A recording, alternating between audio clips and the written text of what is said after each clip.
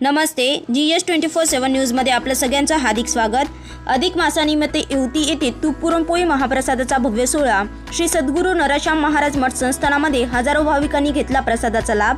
मुखेड तालुक्यातील येवती येथे श्री परमपूज्य सद्गुरू नराशाम महाराज मठ संस्थान व समस्त ग्रामस्थांच्या वतीने अधिक मासानिमित्त गुरुवारी दिनांक 28 मे रोजी भव्य तूप पुरणपोळी महाप्रसाद सोहळ्याचे आयोजन करण्यात आले होते।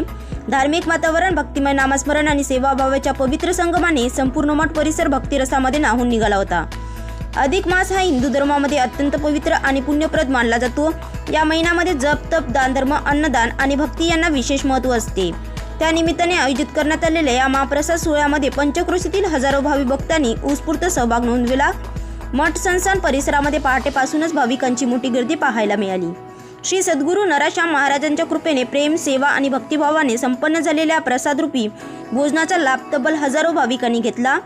तूप पुरणपोळी, विविध पारंपरिक खाद्यपदार्थ आणि प्रसादाचे नियोजन अत्यंत शिस्तबद्ध पद्धतीने करण्यात आले होते। महिला, पुरुष, वृद्ध, युवक तसेच लहान मुलांनीही मोठ्या श्रद्धेने महाप्रसादाचा लाभ घेतला। अन्नदान हे श्रेष्ठ दान या भावनेतून आयोजित करण्यात आलेल्या या पुण्यकार्याला गावातील सेवेकरू, तरुण मंडळी, महिला भगिनी तसेच ग्रामस्थांनी मोलाचे सहकार्य केले। संपूर्ण कार्यक्रमात सेवाभाव, भक्ती आणि सामाजिक एकोपाचे दर्शन घडले। मठ संस्थान परिसरात दिवसभर भजन, नामस्मरण व धार्मिक कार्यक्रमाचे आयोजन करण्यात आले होते। भाविकांनी सद्गुरूच्या चरणी प्रार्थना करून सुख, समृद्धी आणि समाज कल्याणासाठी आशीर्वाद घेतले।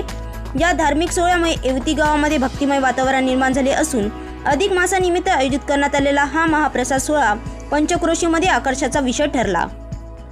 अधिक मास निमित्ताने दररोज महाप्रसादाची सेवा श्री परमपूज्य सद्गुरू नराशाम महाराज मठ संस्थान येवती येथे अधिक मासानिमित्त दिनांक 17 मे 2026 ते 16 जून 2026 या कालावधीत दररोज सकाळ व सायंकाळच्या वेळेमध्ये भाविकांसाठी महाप्रसादाची व्यवस्था करण्यात आली आहे। या सेवेतून दररोज पंचक्रोशीतील सुमारे 5000 भाविक लाभ घेत आहेत। ज्या भक्तांना पंग देण्याची इच्छा आहे त्यांनी मठ संस्थानाशी संपर्क साधून या पुण्यकार्यामध्ये सहभागी व्हावे असे आवाहन श्री मठ संस्थानच्या वतीने करण्यात आलेले आहे। GS24/7 न्यूज मारुती पाटील वडजे उंद्रीकर यांचा खास रिपोर्ट।